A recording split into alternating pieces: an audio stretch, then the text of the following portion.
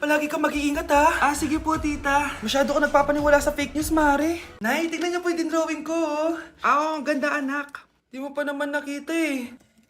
Nay, punta po kayo sa school bukas. Kakanta po ako sa stage.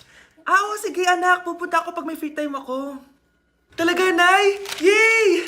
Uy, Mare, kakanta anak mo ngayon. Hindi ka pa pupunta? Hindi na siguro, Mare. Marami pa akong gagawin. Hinihintay ka nun. Pagbigyan mo na, minsan lang. Naku, Mare, sagabal lang yun sa trabaho ko. Sige na, marami pa akong gagawin, no? Nasaan ka na ba, Nay? Malapit na akong tawagin. Hindi ka mahal ng nanay mo. Mahal ako ng nanay ko! Tao po! Bakit po, sir? Kayo ba yung nanay ni Scarlett? Opo. Ma'am, nawawala po yung anak nyo. Ano? Si Scarlett? Aware naman siguro kayo na maraming nawawalang bata dito sa barangay natin, ma'am. Scarlett? Yung iba, ma'am, hindi na namin nahanap. Napakawalang kwenta mong nanay. Disturb mo.